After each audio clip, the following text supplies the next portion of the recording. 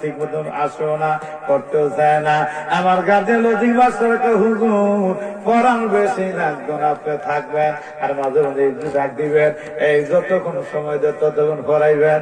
বাজানো মনে বড় কষ্ট রে, থাকতেছি আর মাদ্রাসায় যাই, আসা যাওয়া করি।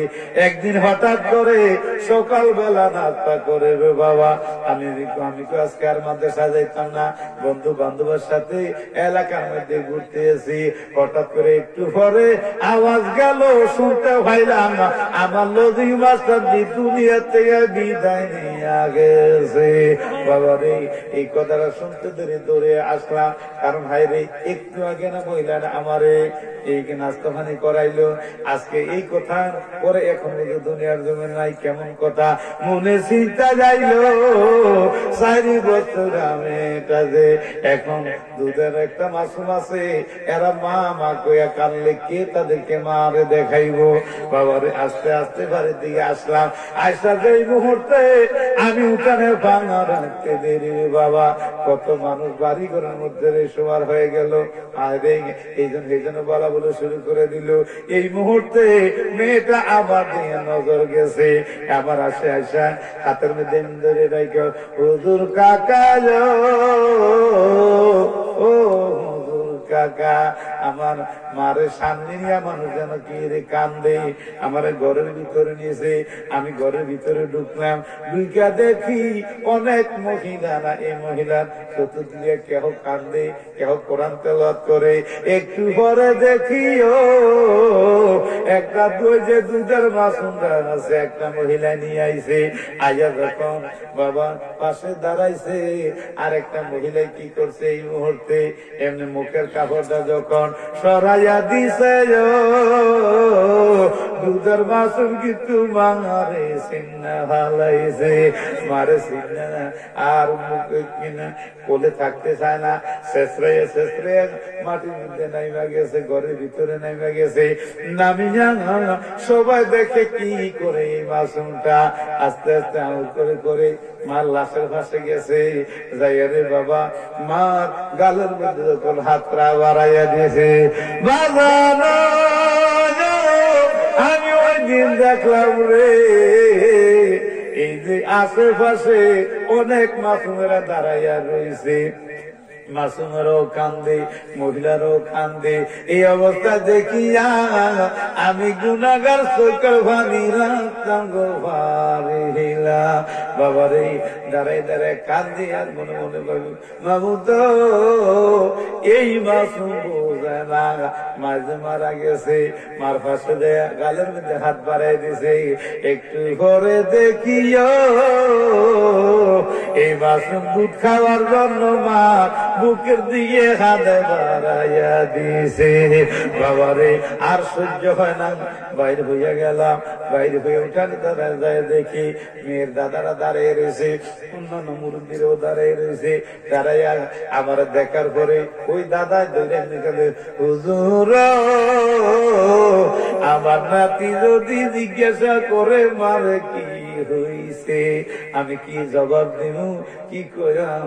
এরপরে এই যে দুধের মাসুমরা আছে তারে কেমনে ফাইলাম, কেমনে কি কইরাম, এইগুলা কান্দা শুরু করে দিছে। মুরব্বী অন্যান্য করে সান্ত্বনা দেয়, বাবা দুনিয়ার জমিনে সবসময় মানুষ থাকার জন্য আসে নাই, কেউ হয়তো সুখে মরে, কেউ দুঃখে মরে। এইভাবে যখন বাবা রে জানাজার কথা সিদ্ধান্ত করা হলো, বাদে জোফার জানাজা দেওয়া হবে। আয় রে জোফরের নামাজ আদায় করিয়া বাবা কাতারের মধ্যে খাড়িয়ে গেলাম, ইমাম সাহেব দাঁড়াইয়া গেছে। এদিকে বাবা আরেকটা ঘটনা রয়েছে শুনে আল্লাহ, যেই মুহূর্তে এই মহিলারে ঘর থেকে বাইর করে পর্দার ভিতরে নেওয়া হলো, গোসল দেওয়া হবে, মেয়েটাও যায় দাঁড়িয়ে দিয়েছে। মারে কেমনি গোসল দেয়, মা যে মরছে জানে না, বোঝে না। এইবার গোসল করাইয়া যেই মুহূর্তে সাদা কাপড় পরাইতেছে, বাজানো ঘরের ভিতরে ঢুকিয়া একটা নীল রঙের শাড়ি রে বাইরে করেছে। আইনা আমরা সামনে কইতেছে, কাকা ও কাকা আমার মা কোন দিত সাদা কাপড় গোবরের না, এটা আমার মারে পড়তে বলে। এখন দাদা মুরব্বীরা যারা দাঁড়ায় রয়েছে কথাটা শুনতে দেরি, দাদা একটা জোরে শিক্ষার হয়ে বইছে, আল্লাহ আমার নাতিরে কি নতি যারা দেখায়। আমার এদিকে দুপুরের নামাজের পরে যখন আমরা কাতারবদ্ধ হয়ে দাঁড়িয়ে গেলাম, এমনি সময়ে মেয়েটা আপনাকে দেশে নিতে আছে কিনা জানি না, আমরা দেশে অনেক সময় দেখি ছোট মাসুম থাকলে অথবা নাতি থাকলে লাশের উপরে ছাতি ধরে রাখে।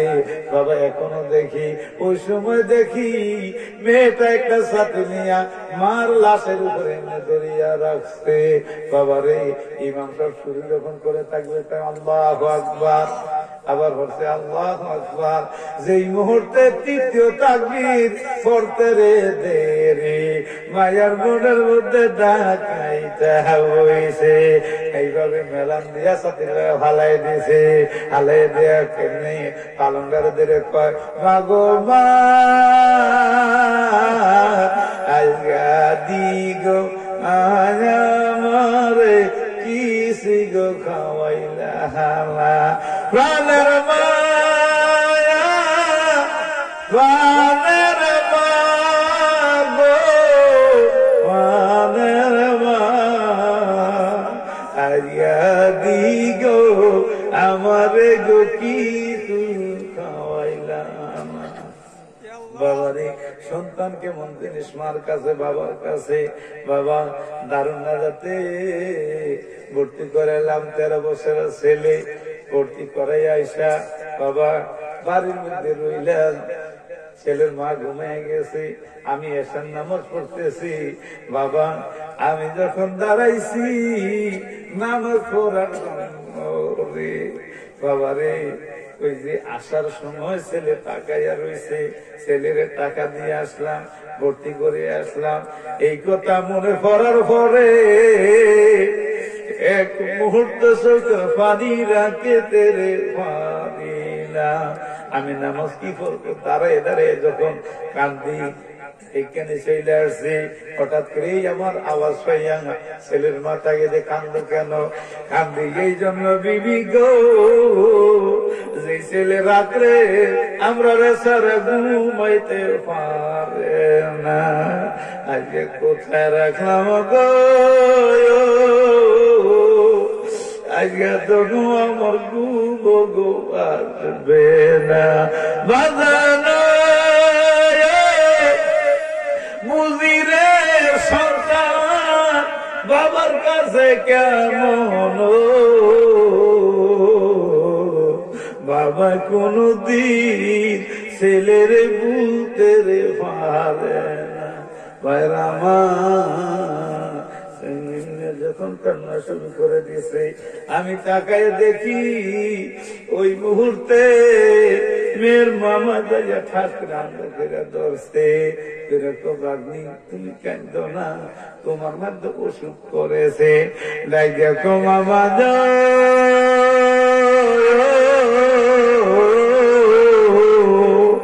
আজকে আমায় তো আমার সাথে কথা বলে, কোথায় রইলা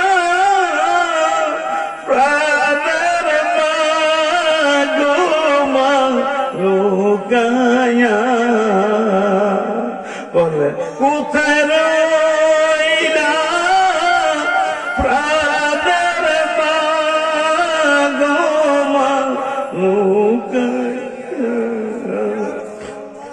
তোমার ছেলে কাঁদিতে সে বসিয়া, মাগো তোমার ছেলে কাঁদিতে সে, দুধ কলা খাওয়ায়া মাগো আমরা রে দুধ না খাওয়ায়া ফালসমা আমরা রে এখন বুঝি শুয়া গর হইলা কবরে বলেন এখন মুজি শুয়া গর হইলা আরে বাইরে মামা ডাক দেখো বাগিনী তোমার মাতা সুখ করেছে ভাইরা আমার কলমটা নিয়ে চারজনে কান্দ করে জিগির করে করে যখন রওনা দিয়েছে যেতে যেতে যেতে যখন কবরের পাশে জাগিয়েছে কলমটা নামাই দিছে নামাইয়া রে যেই মুহূর্তে লাখটা নামাইয়া দিয়েছে মেয়েটি বুঝতে পারছে রে আমার মারে জন্ম তোরে মাটি দিতেছে হাত এমনি দাঁড়া দিয়া শুনতে দৌড়াইয়া লাভ দিয়া কবর মাইতে হইরান মার এমনি কাপড় ধরে ধরছে আমার মারের মাটির দিও আল্লাহ আমার ভাইয়েরা রে আমি দেখলাম সন্তান দিক দিয়া আলেম ওলামা যত মাসুমেরা আছে রে বাবা আলেমেরও কান্দে মাসুমেরও কান্দে এমন কান্দারে আর কোনদিন দেখি না আমার মা বাবা কেমন দিলেছে জিবরাইলকে আমি দেখতেছি আমার নবীজি এইভাবে কান্দতে আছে এমন কান্দারে মনে হয় যেন রে আল্লাহর সৃষ্টির পাহাড় কানতে আসে নবীজি কেঁদে কেঁদে নবীজি এইভাবে যখন এই রক্ত মাখা মুবারক গুলো নিতে আসে আমার নবী কয় জিবরাইল রে তুমি তো আমার রে চিনলা না জিবরাইল আমার নদী রক্ত পড়ে জমিনে আমার প্রযুক্তি ফসলে হইত না আমার উন্মতেরা কি খাইয়া বাঁচবো আমি নবীটা হইতে দিতাম না যেরকম সুবহানাল্লাহ পরে আমার এইভাবে নবী কেঁদে কেঁদে যখন রওনা দিছে আরে বাইরে হইয়া চিন্তা করছে যে খাদিজার কাছে গেলে খাদিজা আমার তো তার প্রাণের থেকে বেশি মহব্বত করে না জানি খাদিজা আমার দেখলে বেহুশ হইয়া যায় যার কারণে আমার নবীজি বাড়িতে না যাইয়া খানা খাবার আঙ্গিনার মধ্যে গেছে খানা খাবার নিকটে যাইয়া নবী বসে বসে কান্দে আর আল্লাহ ও আল্লাহ আবু জাহেল তুমি মাইরো না আবু জাহেল আমার চাচা আমি নবী যে ইদা মাইনা নিত হারে না এই যখন বলতেছে ইন দি মিন টাইমে আমির হামদার একজন দাস ইন্ডিয়া যাইতে আছে যায়ার বলতেছে আরে দাসী দেখছে আমার নবী কান্দে রক্ত মুবারক করে করে করে এইভাবে করতে আছে নাকি মনে মনে কমাবো যার মা নাই তারে বুঝি মানুষে এমনি মারে আল্লাহ আরে যার বাবা নাই তারে বুঝি দুনিয়ার জমিনে এমনি কার মারে আবু জাহেলের রাশি দাঁড়াইয়া দাঁড়াইয়া রে কান্দে আল্লাহ মাও নাই নাই রে ছিল জোরের ভাই ভাই যে আবার পানি জানতে পুরাতে নদী যায় এইভাবে কাঁদতে কাঁদতে যখন মানা দিছে রে ওই মুহূর্তে আমির হামজা শিকারের উদ্দেশ্যে বাইরে রে বাবা যখন সামনে পড়ছে দাসী কাঁদতে চোখের ওখানে বিয়ে বিয়ে পড়তেছে ডাক দিয়া তো দাসী তুমি কেন কান্দো কি হয়েছে জানতে চাই দাসী কান্দে আর যার বুঝি বাপ নাই যার বুঝি মা নাই রে তারে বুঝি দুনিয়ার বাইতে এমনি মারে বলে কি হয়েছে বলে এই মাত্র দেখে এলাম খানা খাবার নিকটে পয়সা আপনার বাতিজা মোহাম্মদের টিমের মতো খান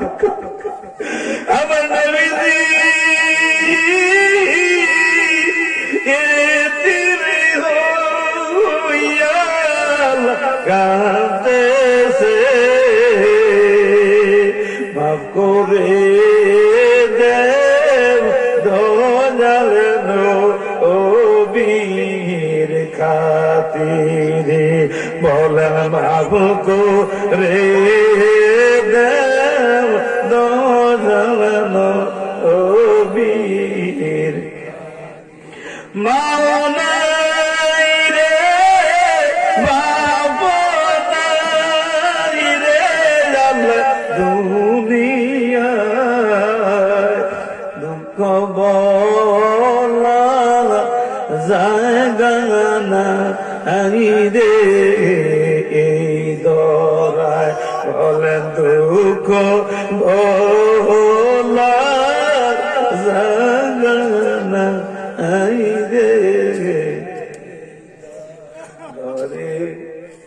মা দুঃখিনী থাকাকালীন মাহফিল থাইকা যখন যাইতাম রে যাইয়া দেখতাম রে মা দুঃখিনী দরজাটা খুলে বইসা রয়েছে। জিজ্ঞেস করতাম মা এত রাত হয়ে গেছে বাড়ির প্রকৃতি এত জাগ্রত হয় না, তুমি কেন ঘুমা না? ডাক দেখো যেদিন ছেলের বাবা হইবা মেয়ের বাবা হইবা ওই দিন বুঝবা সন্তানের কেমন দর বাইরে বা মা বলতো পুত্রে মা বিলে গেছে এসার নামাজ ফেরা যাই মুহূর্তে যখন বালিশের মধ্যে মাথা লাগাইয়া দিলাম আমি ঘুমাই যাবো কলজার মধ্যে একটা শিখ দিছে রে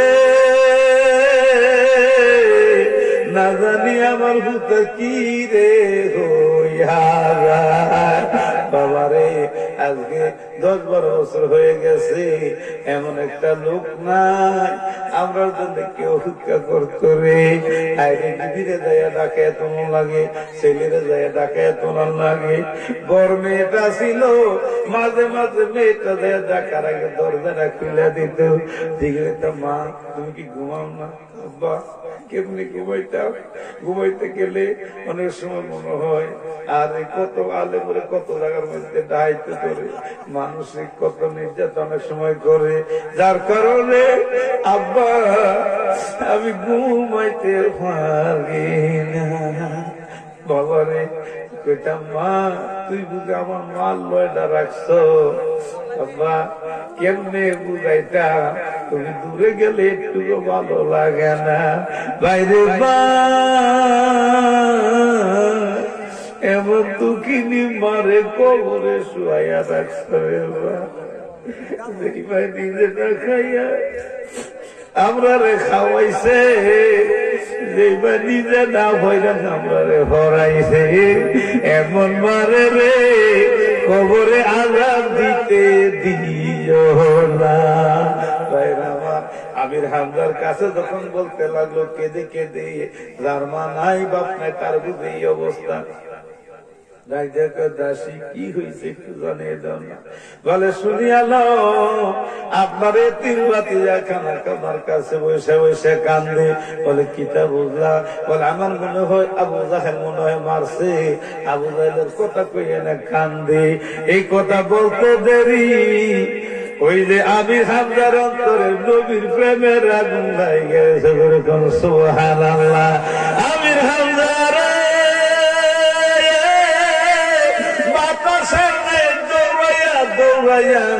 আবু জাহেলের বাড়িতে প্রবেশ করছে আর ডাক দিছে ধমক দিয়া গুঞ্জুরুন দিয়ে আবু জাহেল বাড়িতে আসুনি। বাড়ি থেকে ঘর থেকে বাইর হয়েছে, বাইর হয়ে দেখে বড় বড় চক্ষু গুলা দেখা যায়।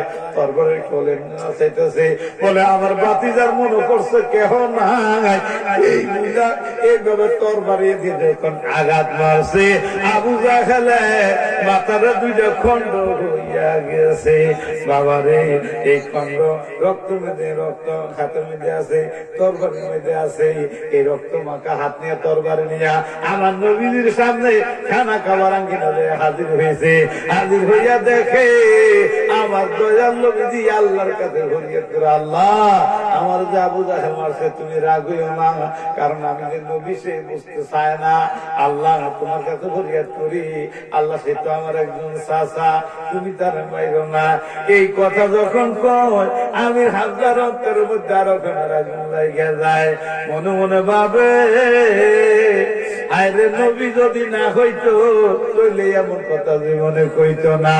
আমি মানুষ, আমার মধ্যে প্রতিশোধের আগুন আছে, কিন্তু কি নবী রে, যেই নবীরে আমার ভাতিজা আমি মানি না। আজকে হইতে পারে না, যাইতে মোহাম্মদ ভাতিজা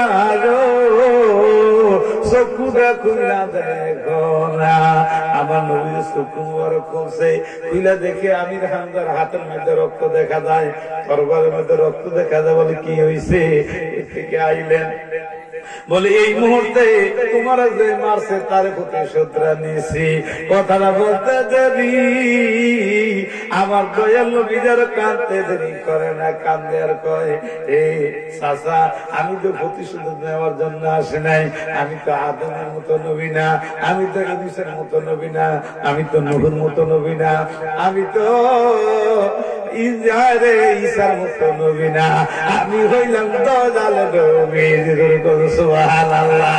বাবা রে, এই নবী থাকবো কবরে, এই নবী থাকবে হাসরে, এই নবী কোনদিন ইমাম হুসাইন বিচারত না, এই নবী কোনদিন ইমাম হাসান বিচারত না। কারণ জানে ইমাম হাসান হুসাইনের লাগে কোন চিন্তা থাকবে না, মা ফাতেমার জন্য চিন্তা থাকতো না, শেরে খোদার জন্য আলীর জন্য চিন্তা থাকতো না। আমার নবীজি সদা সর্বক্ষণ উম্মতের জন্য, উম্মতের দরদে চিন্তা থাকবো। ধরে কোন সুবহানাল্লাহ। বাবা এই জন্য এই নবীরে কোনদিন ভুলিয়া যায় না। বাবা রে, যত যাই নাকি আল্লাহ হোক না কেন, নবীজির বিরুদ্ধে কথা বললে মনে করবেন তিনি আসলে নবীজির দুশমন, তার মধ্যে শয়তান বিরাজ করে। কিন্তু একটা মূর্খ লোক যদি নবীজির প্রেম ভালোবাসা নিয়ে কথা বলে রে, তারে তুলে নিয়ে রাখবেন, এনজয় করবেন রে, নবীজি আমার খুশি হইয়া যায়। ধরে কন্যা সুবহানাল্লাহ। এই মুহূর্তে যখন আমার নবীজির সামনে বলল, আমি হইলাম দয়াল নবীজি, আমি প্রতিশোধ কোনদিন গ্রহণ করি নাই। বলে চাচা গো, আপনি প্রতিশোধ দিতে আমি খুশি হই নাই। বলে কি হইলে খুশি হইবা? বলে এই মুহূর্তে যদি কলমা শরীফ পড়ে আমি নবী খুশি হই। কন্যা সুবহানাল্লাহ। বাবা এই বলিয়া বলে আপনি তো কান্না থামাইতে পারবেন না। বলে আজকে তুমি যেমনি কান্দো, মা মরলে যেমনি কান্দে এমনি কান্দতেছ, বাবা মরলে যেমনি কান্দে এমনি কান্দতেছ, আসলে তোমার কান্না আমি সইতে পারি না। বাবা এই জন্য জানিয়ে দিয়ে যায়, মার জন্য কান্দো, বাবার জন্য কান্দিও, শুক্রবারের দিন কবরের পাশে যাইও। কিনা দিবা রবিবারে দিবাগত দিন কবর ভাষা যাইও, অথবা সোমবারের দিন দিবাগত দিন যাইও। গেলে রে সূরা ইখলাস, সূরা ফাতিহা পড়া হাত বাড়ায় দিলে আল্লাহর কুদরতি আরশ আজিমের কম্পন শুরু হয়ে যায়। আল্লাহ কয়, সরে তুমি কেন এইভাবে টাকা কান্না শুরু করছো? বলে আল্লাহ তুমি তাকায়া দেখো তোমার বান্দারা মার জন্য, বাবার জন্য কবরের ভাষায় ইখলাস ফাতিহা পড়া কাঁদতে আছে। আল্লাহ যতক্ষণ পর্যন্ত তার মা বাবারে মাফ না করবা, আমি আর সে কান্না আমি এই ধাক্কা আমি সইতে পারতাম। সুবহানাল্লাহ। মা বাবা অনেকে কবরের মধ্যে শোয়ে রাখছেন, অনেকের মা বাবা আছে ঠিক কিনা? এখন এই মা বাবা যেন আল্লাহ যাদের বেঁচে আছে হায়াতের মধ্যে বরকত দান করে দেয়। আর যারা দুনিয়ার জমিনে নাই, মা বাবার কবরটা যেন আল্লাহ বেহেশতের বাগান বানিয়ে দেয়। আমরা চাই কি চাই না? কারা কারা তার হাত তুলে দেখেন। আমি যেদিকে চাই আমার মাকে দেখি, অন্য কিছু দেখি না, মাদের মতো না। মারহাবা। হাদিস শরীফের মধ্যে আছে, এই মা বাবার এই যে মাইকের আওয়াজ যাইতেছে, যতটুকু পর্যন্ত আওয়াজ যাইতেছে, এই তাদের মা বাবার আত্মাগুলো